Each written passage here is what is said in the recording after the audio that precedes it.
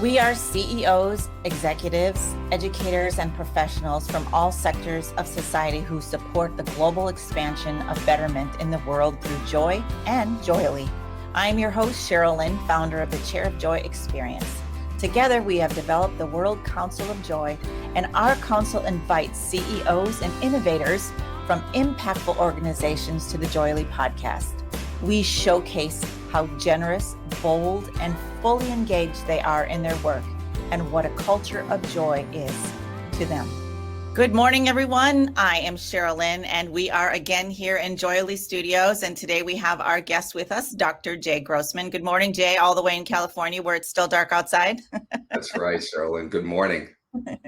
Good morning. Before we get started, I just want to give you a little background about what our podcast is about. And JOYELY a little bit. JOYELY has a unique approach to problem solving. We've got this chair, I call it the Chair of Joy, that I'm sitting on behind me.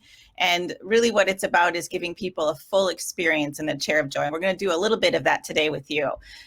We are really intending for people to transform from scarcity into abundance and explore boundless solutions and move from surviving to thriving. And as much as it's about this chair, it has nothing to do with this chair. It's about the vibrancy and the life that people who understand the practice sit in it. So welcome to the Chair of Joy process today. I'm very excited to have Dr.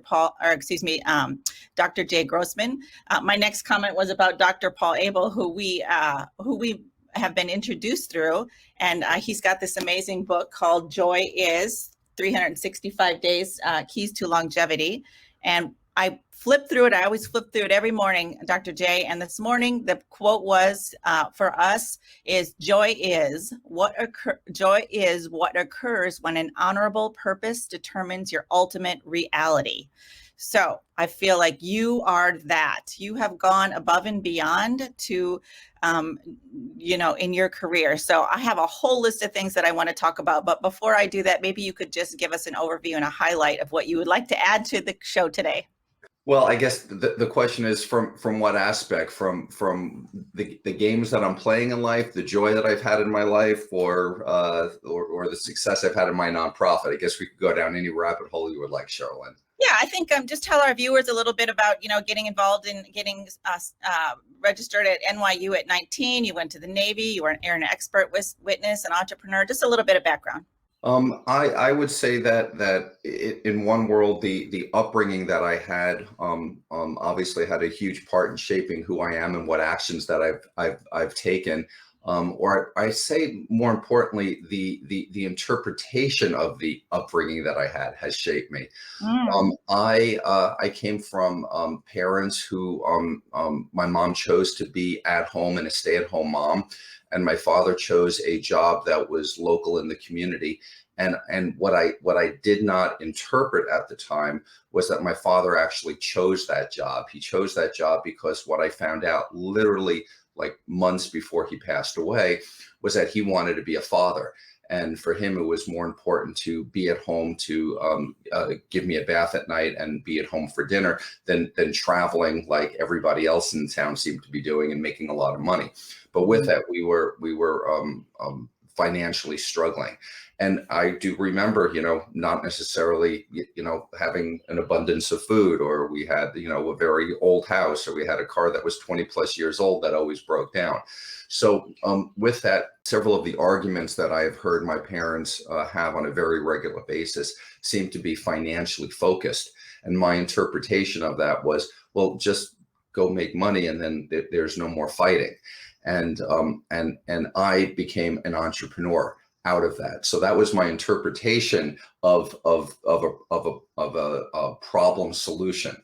And out of that, I decided I wanted to go into medicine.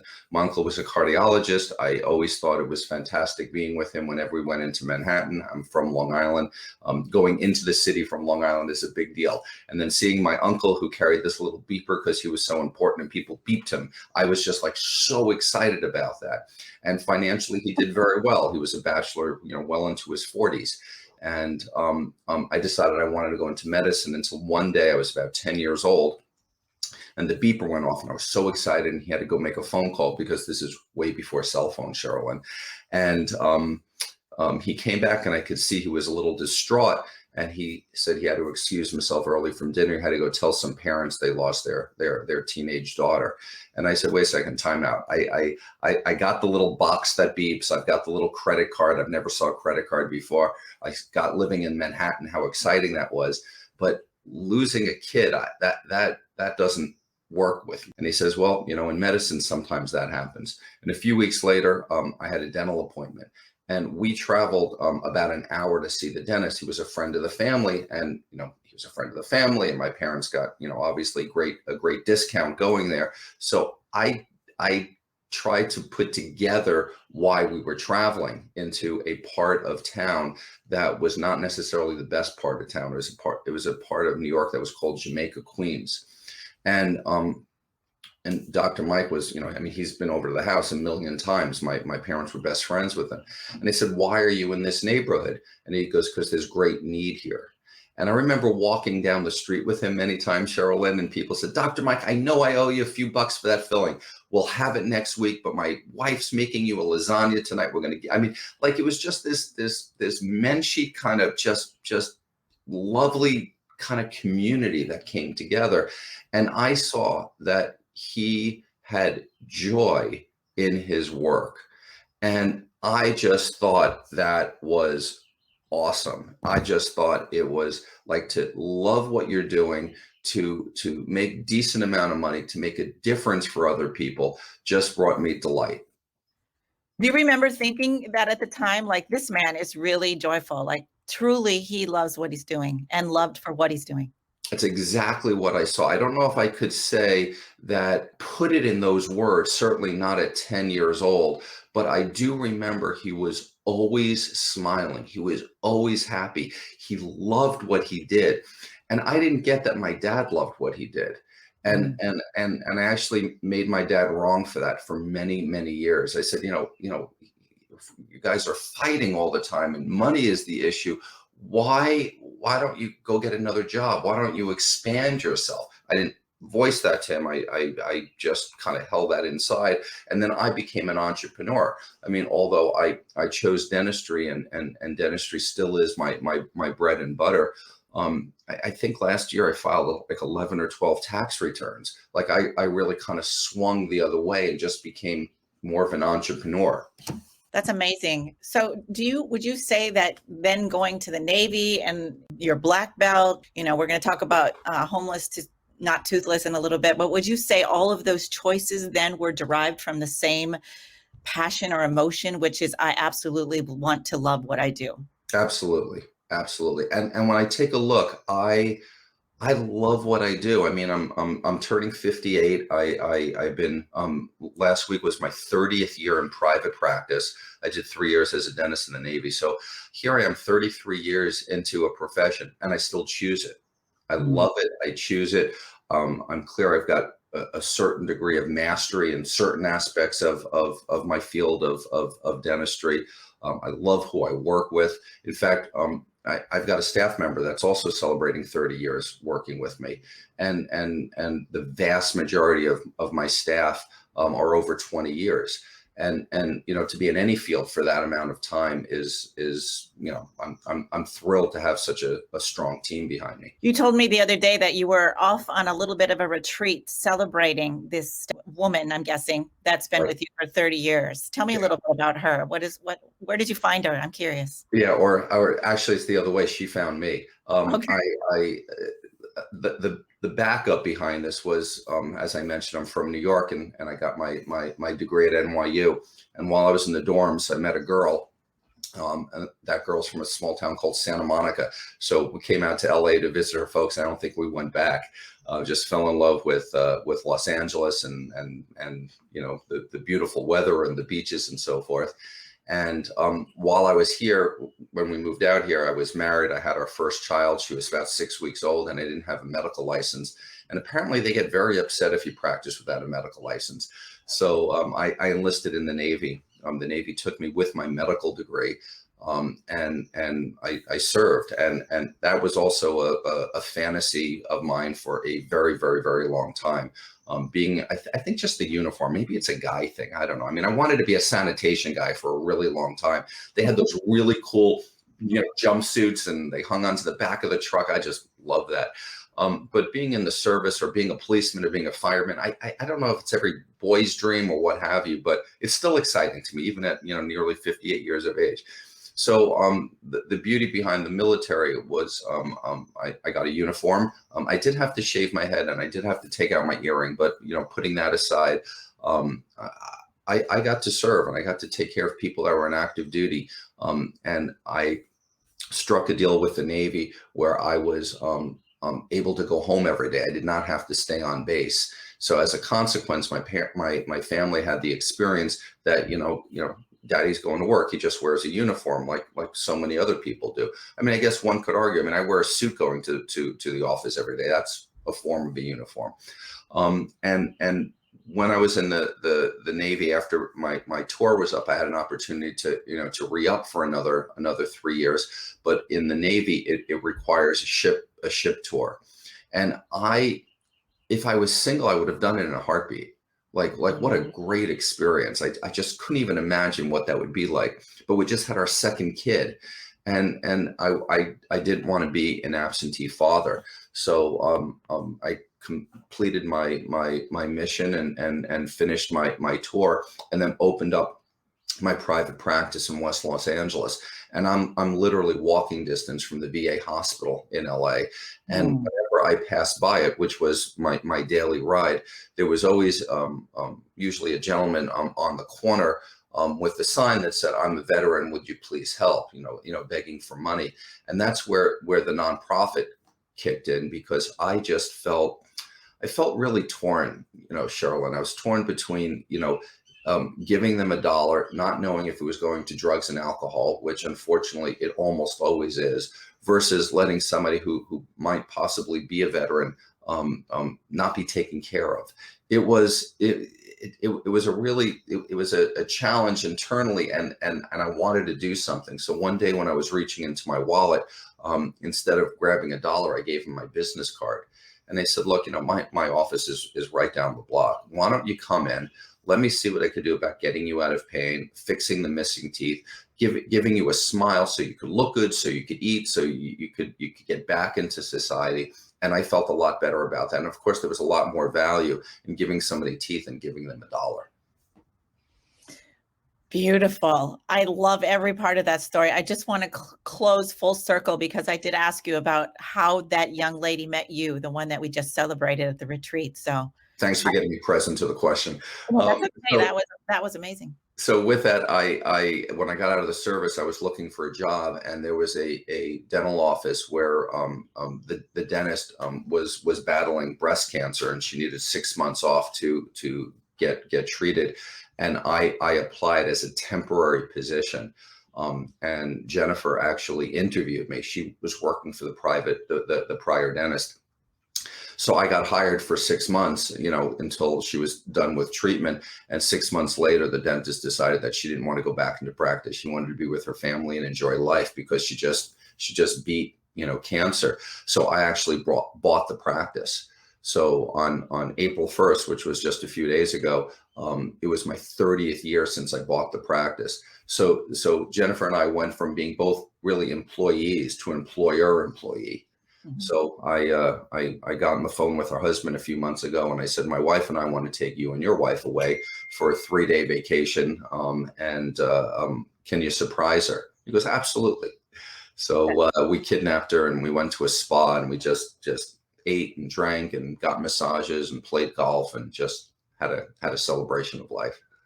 That is so amazing. So, what we talk about is joy and problem solving, and sort of bringing that essence, if you will, that you learned at 10 years old into your practice and into the relationships that you have. So my question is, what are the 3 characteristics that you kind of pull you through? And if joy is one of them, how does that show up with all of your staff? Because I think you said you have about 18 staff members. Is that right? That's correct. So if you were looking for three areas, I would say that's relatively easy. It would be delight, humor, and satisfaction. I would Mhm. say that those three things just come, rise right to the top.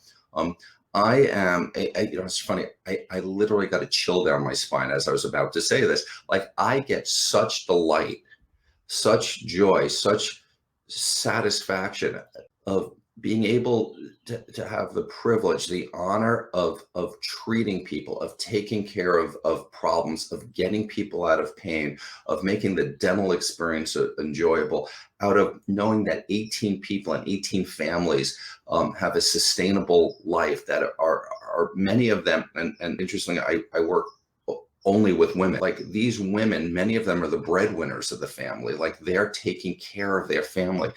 I don't even have words for how awesome that is when I walk in, and I am happy.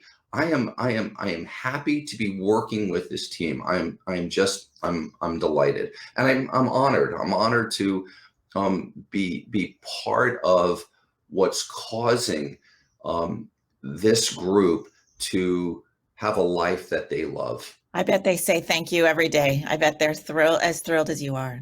I get that a lot, and that's part of the satisfaction as well. So since we're talking going down memory lane a little bit here and there, I wanted to see if you wouldn't mind going through the Chair of Joy process with me just briefly. Please. Have you ever dropped your phone on the floor, on your face, or in some other embarrassing place?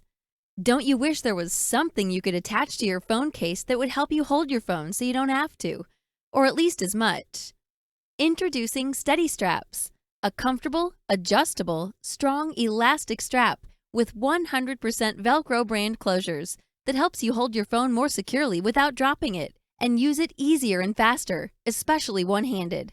It's the only smartphone grip accessory without adhesives, and it's 100% wireless charging ready without having to remove or adjust it first. Check us out at steadystraps.com and order some today. Of course, it's all about neuroscience, and I'm curious about your understanding of that. And the more that we tap into good vibration, high vibration, the more we elevate in our day. So a lot of people instead of getting caught in the cycle of anger and worry and fear and confusion and even happy sometimes will drag us down, because happy is very fleeting, right? I'm happy because I got a new car, but then the car broke. So the idea is to figure out, if joy is inside of us, how do we access it and maintain it? So here's what I like for you to do, is to just put both feet on the ground. I know it's early, so closing your eyes is probably not a big deal because it's still so dark out, but take a deep breath in. And I always have people just kind of get present with me as they're taking a deep breath in for 4 and hold it for 4 and exhale. And then one more time, deep breath in. And I wonder if you can tap into one joyful moment, other than what you've already spoken about, sometime in your life where things were just so sweet and really beautiful and working out for you. If you can land on just one thing, if you could describe it to me, that would be awesome. I remember walking across the stage at Carnegie Hall, which is where NYU had their graduation, and being handed my diploma. I was 23 years old, and I was the youngest doctor in the graduating class. And the joy and the satisfaction of making it through an intense medical program and graduating at such a young age was at that point the biggest accomplishment of my life. Were mom and dad there? Oh yeah. Yeah. Yeah. I bet they were very proud. Yeah, I think my grandmother was the most proud, but she was an immigrant, and came here from Russia when she was 2 years old, and worked in literally the sweatshops of New York as a seamstress, working 2 jobs a day. I think her highest gross income in any given year was just under $10,000, right? And she raised my mom and my aunt. As a single divorcee, which was not cool back in the 50s. You didn't do that, but she was a force to be reckoned with. So did Dr. Mike get wind of that? Oh yeah, absolutely. Absolutely. In fact, the most recent honor that I had, which was I think the most staggering, and I'm almost at a loss of words to speak it, was last year, NYU gave me another award, and they allowed me to give the keynote speech at the graduating class of NYU, which this time was at Madison Square Garden. And it was a bit intimidating, to say the least. But I'm now looking out at the graduating class at people that were about to have perhaps the same experience I had when I walked across the stage, 30 plus years prior. And in that speech, I actually talked about Dr. Mike, who has passed away. But and interesting, his wife has still survived, and I'm still in touch with her. And just what an experience. Like, you never know whose life you're going to touch, right? Like, I don't know if he necessarily knew that being my dentist was going to have me become a dentist and find love in it. And in a large part, also my nonprofit came a lot out of who Dr. Mike was. Like, when we were walking down that street that day, people said, "I know we owe you some money." But he goes, "It's all good. It'll all work out. The lasagna is fine." Like I go, "Wow. Like, how do you put gas in that new Cadillac of yours with a lasagna?" He goes, it's all good. The world works in wonderful ways. So in one world, maybe he was already touching on neuroscience, but just didn't know it. That's just beautiful. All right, we're going to do that one more time. We're going to tap into our second memory of joy. So same thing, deep breath in. See if you can go to another place and another time. Carnegie Hall was beautiful, but let's go somewhere else with maybe another person or a food event or anything like that. And when you settle in on one, just briefly describe it. Yeah, it has to be the birth of my first kid. Mm-hmm. Yeah, so I was doing my residency at NYU. So this was my 5th year in the medical program. I was working as a 92 hour week on a good day. And I told my wife, I said, I work 16-hour days, Monday through Saturday. You have to deliver on a Sunday. Like, I cannot take off from this residency program. So Saturday night, it was close. She was, ready to pop. And there was a restaurant in Manhattan that was like known for causing people to go into labor, spicy food, one of those, funny little things that people talked about. And it worked. But I remember we're at the hospital, and it was the first live birth I've witnessed. For anybody who's ever been through that or has been a parent, there's no words for a new life coming into this. The magic behind it, it's just, I can't say anything about it because there are no words for talking about how ridiculously awesome that is.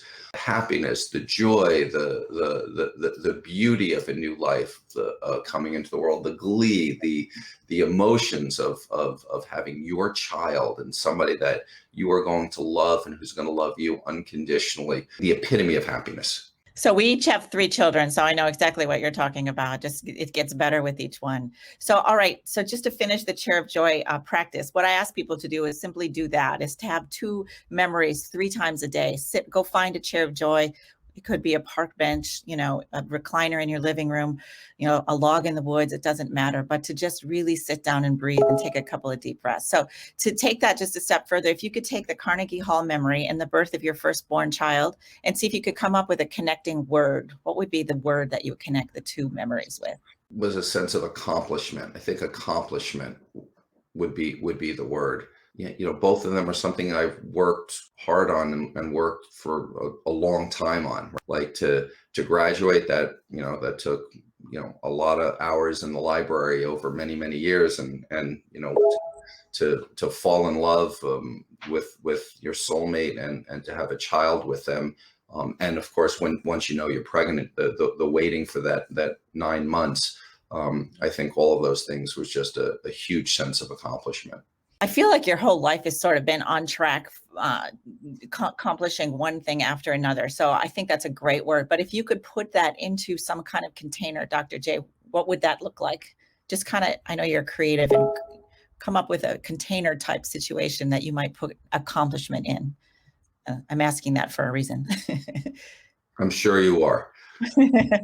So just so I understand the question, Sheryl Lynn, so if I had to put accomplishment in a container, and maybe you could expand on that. What do you mean by putting it in a container? I think I'm getting stuck on that. That's all right. Some people say a suitcase or a magic bottle or a glass container, all kinds of different things. Just the first thing that comes to mind, if you could containerize it, what would that look like? I would put accomplishment in a container called commitment. I would say commitment would be the container. Is it a So, physical container? Something physical is what I was looking for. so you're looking for what the actual container is? Yes. I gotcha. I would say that container, that accomplishment would live in, would be it needs to be something that's airy and free. It's not a closed container, but it needs like the wind, like the life of the universe to fuel it. So I don't think I was looking at it as a container that necessarily was closed. I would be looking at it as a container that is more porous. Like I'm picturing these new bags that we use at the grocery store right now that are reusable. And I think there's something about it that's apropos because they air goes through them. They're washable, they're reusable, they're healthy for the environment, but they still function as a form of transportation and healthy for the environment. That was the first thing, Sheryl, when it comes to my mind. I love that. Someday we're going to put a book together, kind of a flip book of everyone's container. But the reason I asked you that is because I want to physically have you carry it onto the airplane. We're in LaGuardia. We're walking down the ramp and there's 3,000 CEOs there. They don't understand that joy is accomplishment. Accomplishment is joy. They're completely clueless. And you have your little bag and they want to know what this is. So if you could speak to them and kind of give them, other CEOs like yourself, sort of a heads up that this understanding or this commitment to joy and to accomplishment is what is needed to know. What would you say to them? I would say that the accomplishment of succeeding in your goals and your dreams is clearly what all CEOs are thrown to, at least successful ones, right? They have a game plan, they have a vision, they have a mission, and they want to achieve that. And to achieve it with joy and happiness allows you as the leader of your organization to exude that upon the people that are following you, that you've hired, that are part of the team, that is an absolute requirement to succeed.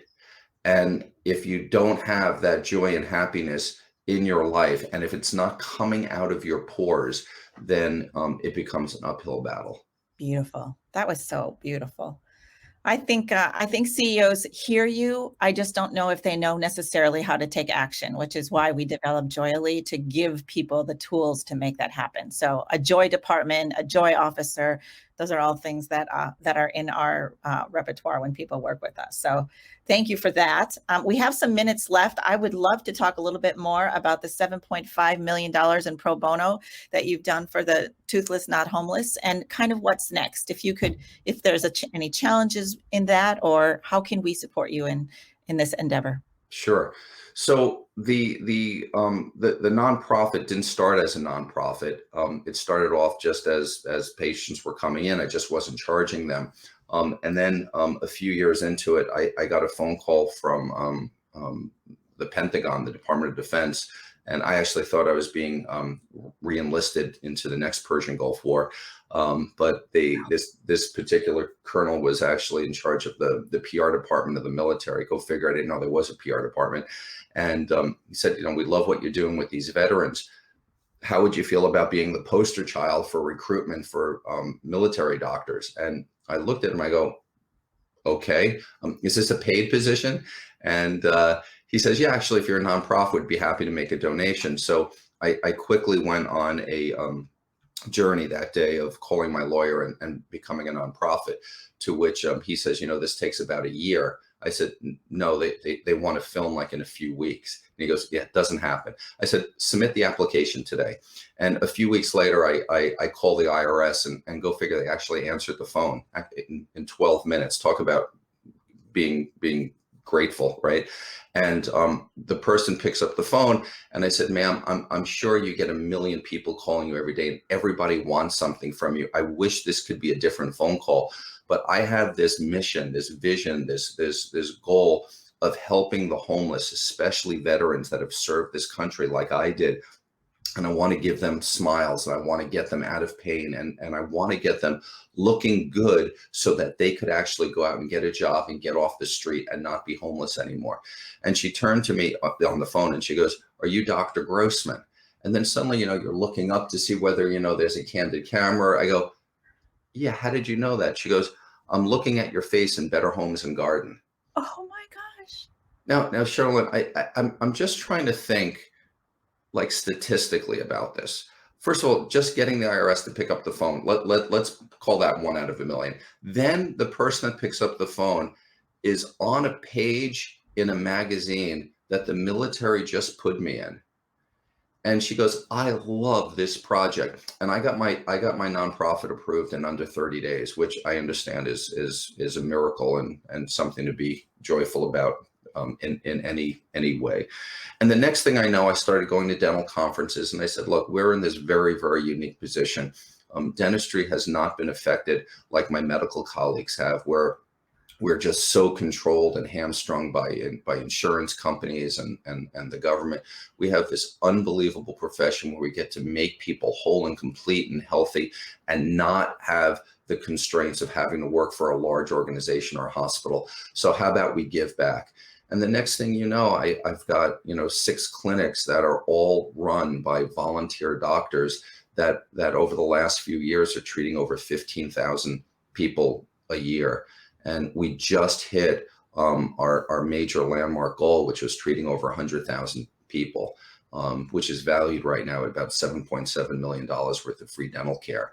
And I take a look at all the people that we've impacted. In fact, July 4th, which is in a few months, I'm actually flying out to Albuquerque to meet one of the homeless patients who was on the street for 15 years and for the last 15 years has been clean and sober and is back, in relationship with his ex-wife. He's got a relationship with his son that he hadn't had for 15 years.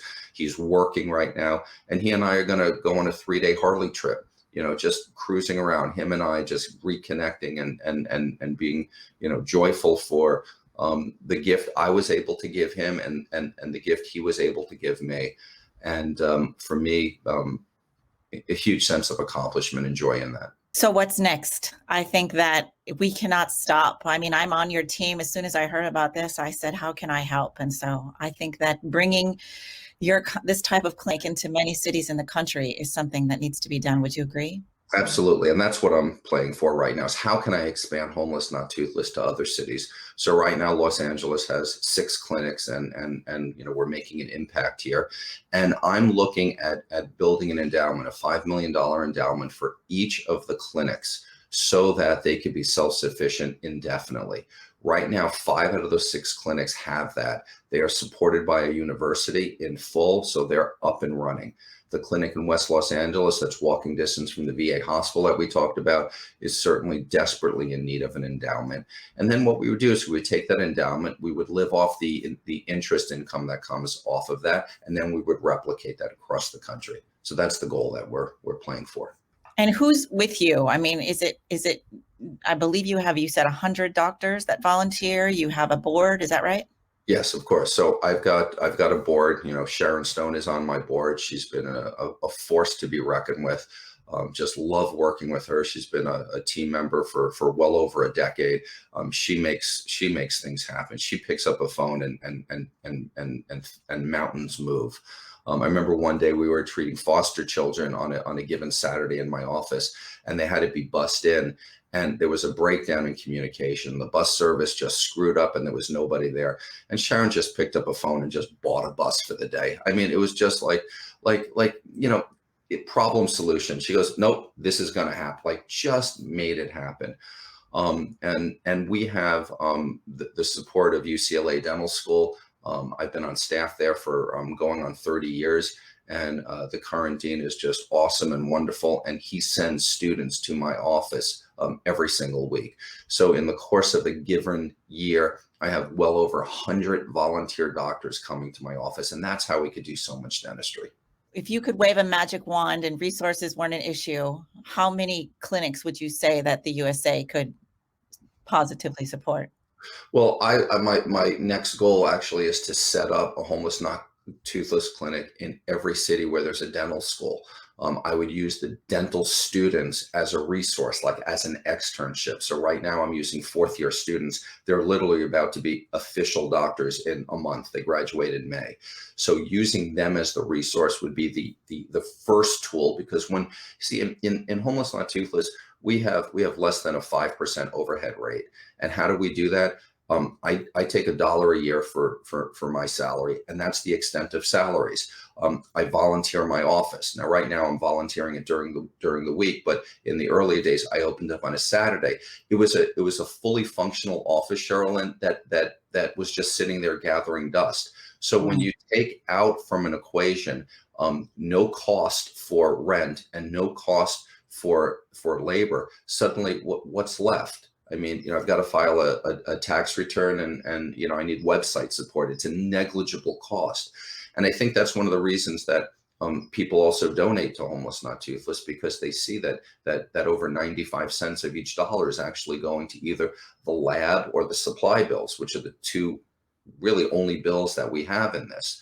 So to have clinics set up in every city where there's a dental school, and there are roughly 50 dental schools in the United States, to tap into those resources so we can replicate this model, to me, this is a win-win model. Win, win, win, win, win, win, win. So many people will be, supported. And I think everyone wants to be part of something and make a difference. And so just anything I can do to help you continue, I am so excited. So we are grateful to Dr. Jay Grossman today for being with us and exploring the concept of joy. We've talked about how that is a thread through his entire life, and as he continues on into the Homeless Not Toothless project. At JOYELY, we believe in the collaboration as a tool for effective change, which is what we were doing here today. And I hope that anyone who's watching us and listening to us will pick up the phone and call Dr. Jay Grossman and have a conversation about this. So together we are driving the conversation of joy through media and merchandise to combat social and environmental crisis that faces our planet. So Dr. Jay, any closing remarks? How was your experience today in the Chair of Joy? I really enjoyed this, Sheryl, and thank you for the opportunity to share this with your audience. It's a pleasure to put a face to you. So thank you for your time. I really appreciate it. I enjoyed this very much. You're very welcome. This show has been produced by Market Domination, LLC. To discover how you can have your own show completely done for you and turn it into a real published book and become the authority in your marketplace, go to www.marketdominationllc.com/podcast offer.